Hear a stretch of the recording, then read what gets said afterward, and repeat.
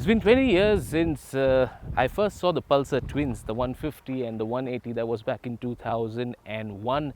It's 2021. I am older, and the Pulsar has revolutionized itself at times, and now it has come to the brand new Pulsar N250 and the F250. So two brand new Pulsar motorcycles which are about to begin a new chapter in the history of the brand, which moving forward from now will be more of an evolution of what the brand Pulsar has always stood for.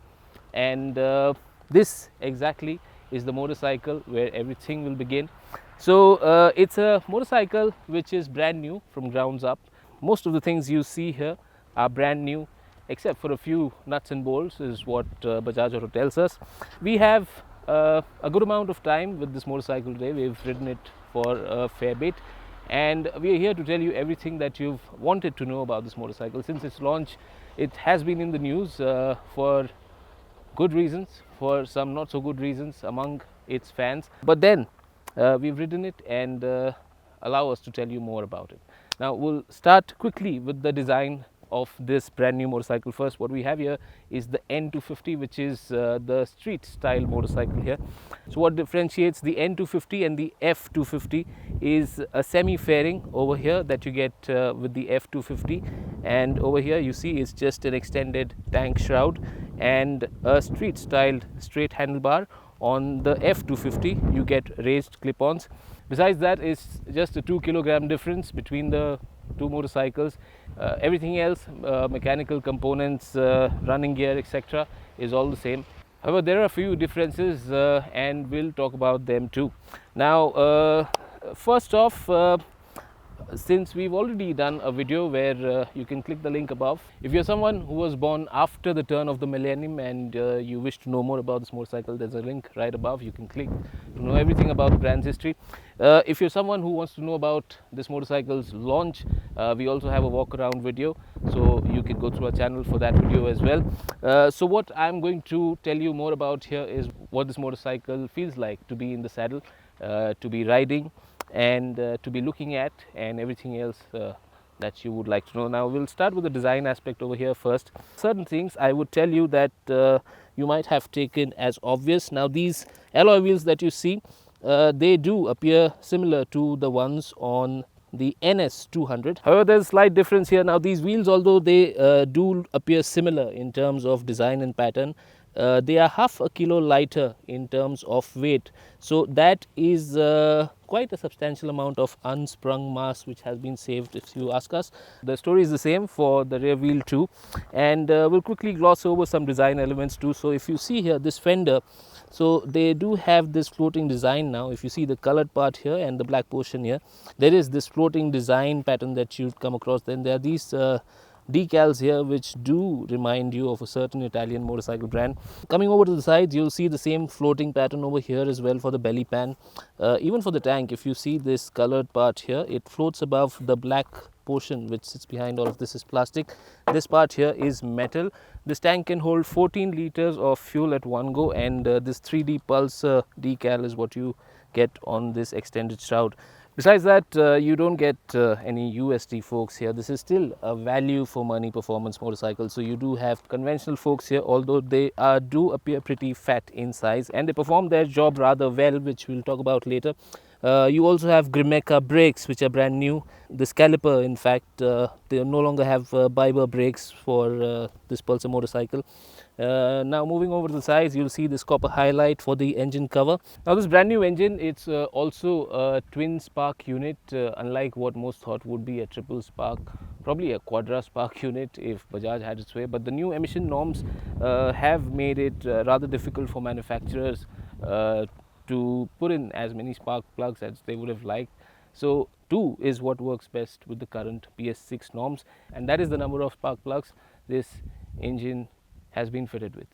And if you now turn your attention towards the rear, you'll notice that this exhaust unit is brand new. Like the Domina, this is also a twin barrel unit. So we'll try to make you listen to what this motorcycle sounds like. It has a rather bassy note when it's idling, and that note turns into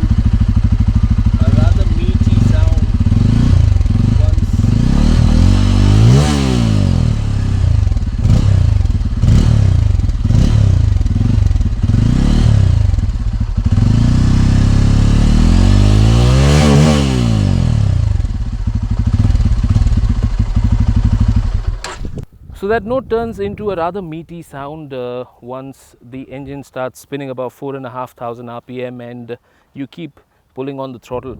Now coming to the rear, you'd see there's a disc brake at the back, but there's no dual channel ABS. You only get single channel ABS here. You have a box section swing arm which is connected to a tubular frame which uses the engine as a stress member and has a dual down tube design. At the rear you also have a monoshock, surprisingly, which has no help of a nitrox canister, but then it does its job rather well, and we'll tell you more about it. At the rear you have MRF Zapper S rubber, which is a 130 by 70 section, and that's mounted on 17-inch wheel. The front is also a 17-incher, that's a 100 by 80 section tire. Now if you notice, the side profile on these tires is rather high, and at the rear too you'd notice that the profile is quite tall. What that results into when you're riding on the streets is you get a lot of cushion from these tires, and the ride comfort of this motorcycle is brilliant. You really have to ride it to believe me, and trust me, this is almost borderline plush out on our streets. And for a street bike, for what it has been designed to be, for the audience that it will cater to, I think that's a really big plus point, especially on our kinds of roads. Now if you come around at the back, you notice these twin LED lamps which do look like boomerangs, and that's a difference over here. Earlier it used to be twin parallel lines. That has changed.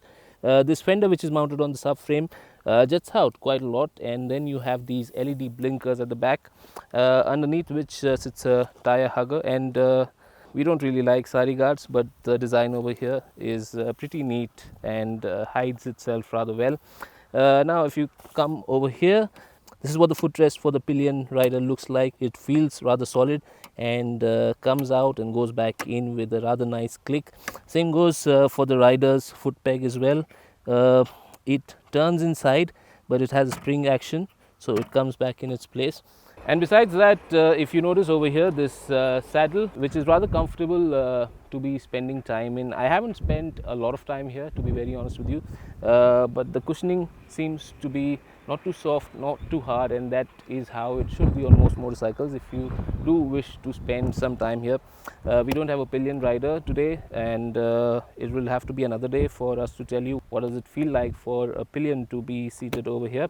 So the saddle height here is 795 millimeters, which makes this motorcycle very accessible for people of most heights, and that's an amazing thing. Makes this motorcycle more accessible to a lot of people. Now if you notice, I'm 6 feet tall. I can plant my feet, both my feet, easily on the ground, although the ground under my feet is slightly lower than what you might see in the pictures. So the ride height of this motorcycle shouldn't be a problem for most riders out there, and that's a plus point again for brand Pulsar, because it is something which makes performance motorcycle accessible to a lot of people.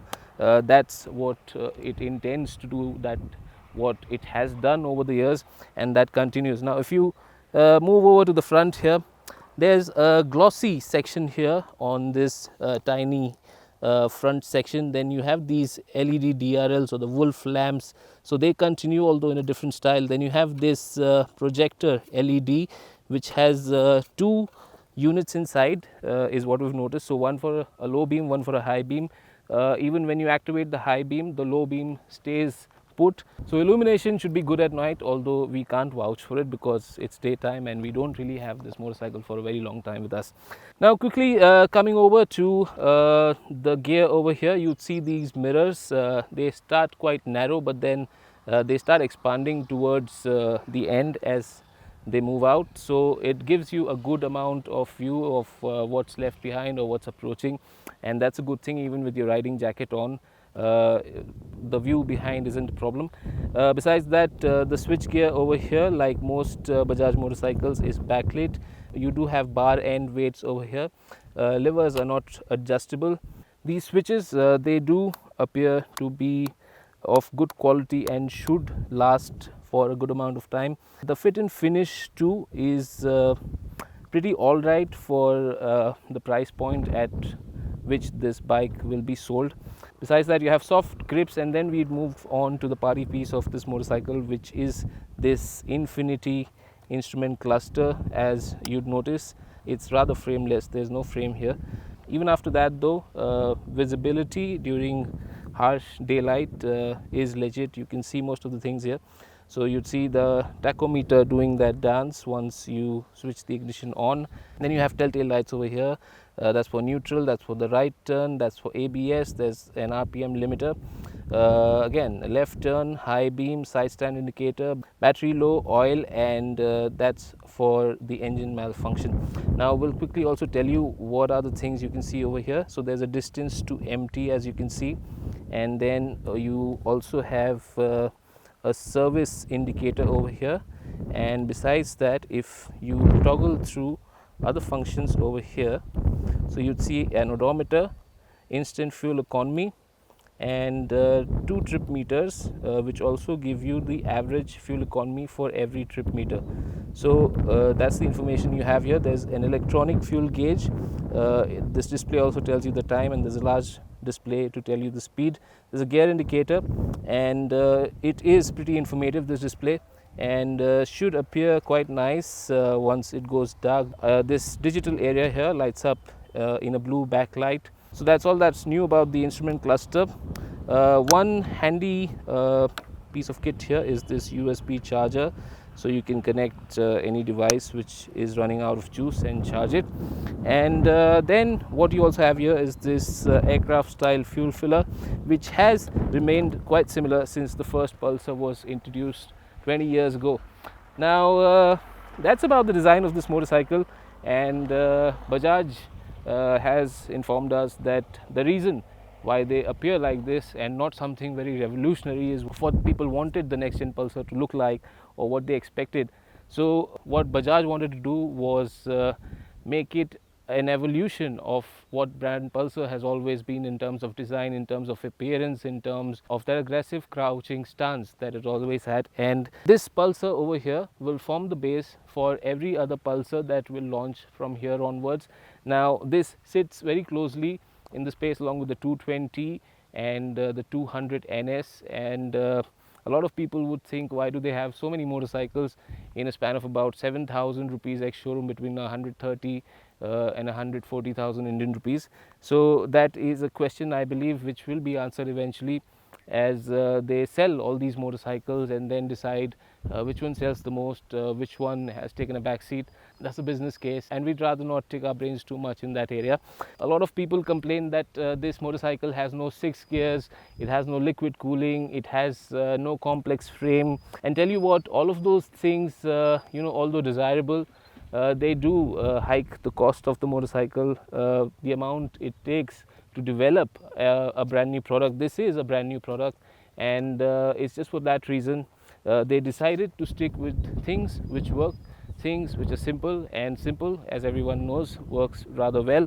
Now, one of the most important aspects of this motorcycle in terms of the rider's triangle is that you're seated in the bike and not on the bike or over on the handlebars, which does transfer a lot of stress on your forearms, especially when you're braking or when you're cornering hard.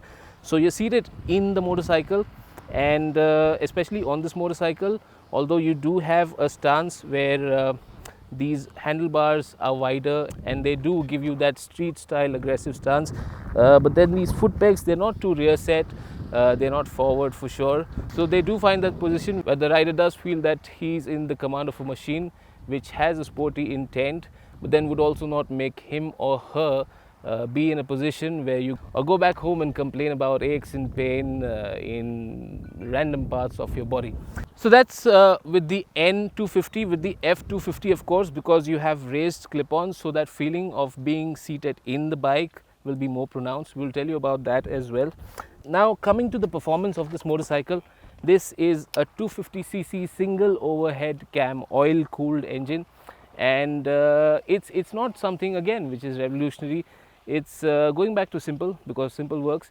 So the amount of power it makes is 24.5 PS at 8,750 RPM and 21.5 Newton meters at 6,500 RPM. Now, in comparison to the Pulsar 220, that bike made 20.4 PS at 8,500 RPM and 18.55 Newton meters at 7,000 RPM. The Pulsar NS 200, for example, made 24.5 PS at 9,750 rpm and 18.7 Newton meters at 8,000 rpm. So there you see the performance is identical in terms of characteristics to the Pulsar 220. It's just that the numbers are higher, but then also the fact that this higher number in terms of horsepower comes at a slightly higher rpm level, and also the amount of torque that is generated is highest among these three motorcycles, but then also peaks at a lower 6,500 rpm in comparison to the other two motorcycles. Now besides that, the motorcycle weighs 162 kilograms for the N250 and 164 kilograms for the F250. So it's not a super light or a rather heavy motorcycle, but then here's the good news: once you're in the saddle of this bike, unlike the Dominar 250, which was the last motorcycle I also tested, been a year and a half since then, this motorcycle has its weight equally distributed throughout the motorcycle. So the weight distribution is really well done, and at no point does it feel that a heavier amount of weight is concentrated in one area of the motorcycle, where when you lean the bike over, it wants to tip rather quickly in that direction. So that is one area where Bajaj has really done a great job, and this bike feels nimble and is quick to change directions, and does feel sure-footed when you're trying to ride it in an enthusiastic manner. Now that we're done with that aspect, let's come to this engine, and I'll tell you how does this brand new motor deliver its goodies. So let's get done with numbers first. In first gear, this motorcycle will do 44 kilometers per hour. Second gear will do 74 kilometers per hour. Third gear maxes out at 99 kilometers per hour. Fourth gear goes up to 126 kilometers per hour, and fifth gear maxes out at 135 kilometers per hour. 9,500 rpm is where the limiter cuts in, and beyond that there's no progress unless you have another gear left. The interesting part, we tried a lot of runs with this motorcycle to figure out as what's the speed it can do. So with a good amount of tailwind, it did 135 kilometers per hour on the speedometer. I weigh 79 kilograms. Now those numbers would vary, of course, with the kind of rider in the saddle, if he's lighter, heavier, and also the stretch of road that you are riding on.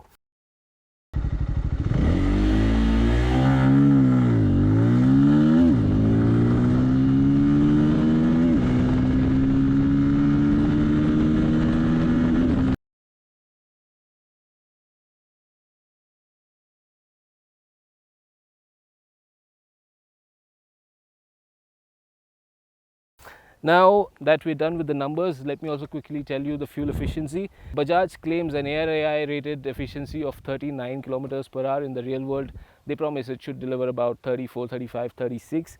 On this computer, the number that we could see was a good 22 kilometers per liter. But then we were also riding the motorcycle at its limits in almost all gears, so that number is still pretty decent for the manner in which we were riding this motorcycle. Now let's quickly get to know this engine a little more. It has this great induction sound that you'd notice once the motor crosses 4,500 rpm, and if you try to whack the throttle open, that induction noise only gets a little more addictive, and you want to listen to more of it. Besides that, the meat of its power for this engine is the mid-range, which is what Bajaj has also gone to town with. It's all about the mid-range of this motorcycle, and that is how it operates. Under 4,000 rpm, 3,500 rpm, even if you whack the throttle open, there is a good healthy amount of torque available. But then if you are in a higher gear, and if you are under 4,000 or 3,500 rpm, and if you whack the throttle open, there is a slight shiver that goes through the spine of this motorcycle, and you would feel it in your inner thighs and on the pegs. But that's a very tiny amount of time that you might feel it, because after that, once the engine crosses 4,000 rpm, it's smooth sailing until 7,500 rpm, when vibrations begin to creep in. So those vibrations do creep in at 7,500 RPM, and they do continue, are only amplified until 9,500 RPM, which is where the limiter cuts in. Now, besides that, this engine, it's happiest in its mid-range, and most people would appreciate the fact that the peak torque, which comes in about 6,500 RPM or so, that remains until the engine hits its limiter. So there is no drop in torque or power that is perceptible at the throttle, even when you're revving this motorcycle to its very limits. So that's about the engine. This clutch is an assist and slipper clutch, so it's very light in operation. The biting point is also well defined, and paired with this gearbox, it's rather slick, and nowhere, not even once, did we find a false neutral. But then we would have liked a little more amount of crispness to how the shifts happen. But then again, nothing to complain here. You can shift gears rather quickly, rather fast, and you don't have to be a pro in order to achieve what you desire. Now let's quickly talk about one of the aspects of this motorcycle which I really appreciate, and that's the part with the way it rides. Because it's a performance motorcycle, so most people would expect it to be suspended in a sort of firm manner, but that's not the case here. Some rough patches that we encountered while trying to be here, this motorcycle simply dismissed those patches like it was an adventure tourer. And I'm not kidding here when I tell you that it really did a great job at absorbing all those bumps and keeping the rider fairly isolated even when things become aggressive underneath those tires. So that fat profile that you see does really help on our kinds of roads, and I think that's a great thing, because most of the roads in our country are not known to be the best stretches of tarmac that you can come across, and for that a performance motorcycle to ride like this, where it can absorb anything that the road has to throw at it, that is a job really well done. Now the big question, does it require 6 gears? No, because this is not an engine which likes to kiss its red line every now and then. It takes a little while to get there. So the gear ratios are well spaced out, and at no point did we feel that there is dearth of a 6th cog mated to this engine. Now for those of you who are concerned about the heat management for that engine, it's an oil-cooled motor, and it's not a very hot day here, so for us to tell you precisely if this engine heats up, or if it does, how much it does, it's a little difficult. So maybe that's for another day. But during our stint with this motorcycle, we did not face any heating issues as such, if that is what you wanted to know. Now, having ridden the Bajaj Pulsar F250 as well, one thing's very clear: for your extra 2,000 rupees that you spend ex-showroom, you also get 2 kilos of additional weight. Now along with that, the additional benefits are added stability and a more comfort oriented ride, partially because of this raised handlebar or clip-ons as you have here. So what happens is, where on the Street Fighter motorcycle you're slightly more committed forwards, over here you are still in the bike, which is a very rare thing for motorcycles to offer these days. Most of them offer a very committed riding position, where you mostly on the handlebar and seated slightly higher in the saddle, and then you get into a position which is not very friendly to your forearms, and more often than not it does appear to you, or at least to me, like you're in one of those Marc Marquez saves awkward positions. But then this is one motorcycle which does allow you to sit or feel like you're seated in the bike, and that is a wonderful thing. Now with this motorcycle, what you also get is wind protection, more than what has been offered on the N250, of course. So that also aids in the top speed that this motorcycle can achieve. 140 kilometers per hour on the speedometer, again depending on your weight, tailwind, or if you headed against it. So give or take, that can be 5 kilometers, maybe less or more. So again, like I said before, between these two motorcycles, if you're someone who will cover longer distances more often, then this is the motorcycle where you should be spending your extra 2,000 on. Also, a special mention is required for these brakes. They're really nice. The bite is great, and my only gripe is that there's very little travel between little and too much of braking force. So you have to modulate your braking accordingly. It does take a little time, but then once you know your way around it, those are seriously nice brakes, and they work really well. Those additional 2 kilos up front also aid stability. So compared to the N250, this motorcycle, although it feels as agile as the N250, but then it's probably a game of perception. This feels a little more stable in comparison to the naked Pulsar. Beyond that, this is the same motorcycle like the N250, so not too many changes here, but then again certain changes which do make a considerable change depending on your riding style. You might like a more relaxed position, or you might like a little sportier position which feels a little more agile to ride within the city. And what you also get is these mirrors which fold, and what this entire section also does is it enhances that big bike appeal. So compared to the N250, the F250 will make you feel like you're riding an even bigger bike. Having spent some time with these two motorcycles, what do we feel about these two machines? 20 years, and within that time the Pulsar, or rather brand Pulsar, has taken many routes. It has also gone through a revolution when it got that perimeter frame and that engine which was borrowed from the KTM. But then Bajaj has now decided to stick to what the original brand ideology was, and to evolutionize the brand and make performance more accessible to the Indian rider who aspires to ride a motorcycle, the performance of which can be enjoyed in a joyful manner on our kinds of roads. And for that, this Pulsar does its job really well. And in terms of competition, at 140,000 Indian rupees, 138,000 Indian rupees for this naked version ex-showroom, if you look around, there are the 220 Pulsar and the 200 NS you can buy for about 5 or 6,000 less in terms of ex-showroom price. However, those are the choices you have in a very tiny price gap. So the choice is yours to make, and when there are too many of choices, I don't think that's reason to complain.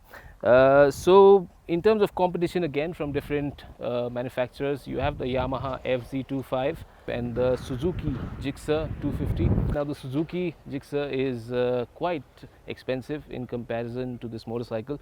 The FZ25 is almost similarly priced to this Pulsar 250. And if you really want a high-end 250 machine, then you can also look at the KTM, Husqvarnas, or the Dominas of this world. So this motorcycle overall is a great buy if you want a quarter-liter machine, if you want that motorcycle to do its job really well in the city, and also for your weekend rides or that one-off ride you might have long distance. So this N250 would do that job really well. The F250 on the other hand, with its semi-faired design, that windscreen which will offer you a little more protection from wind blasts, so that motorcycle is more suited if you want to travel longer distances more frequently, but then you also ride within the city. And because they can perform on our kind of roads really well, that ride quality is really that good. So it's definitely something which we would recommend if you are someone who wants a performance motorcycle at a value which makes great sense. So on that note, my name is Karan, this is Motoroids. If you did like this video, do hit that like button, do share this video with your friends, and if you would like to watch this content, do hit that subscribe button too, along with that notification bell that you see on your screens. So I've tried as much as I could to answer most questions as anyone would have had about this motorcycle, but I'm doing this job after a really long time. Rather, I'm just filling in for Amit. So if you do have any more questions about this motorcycle, make the most of that comment section below, and do tell us what is it that we can tell you more about this machine. So on that note, my name is Karan. Thank you so much for watching, and until next time, thank you, goodbye, namaste.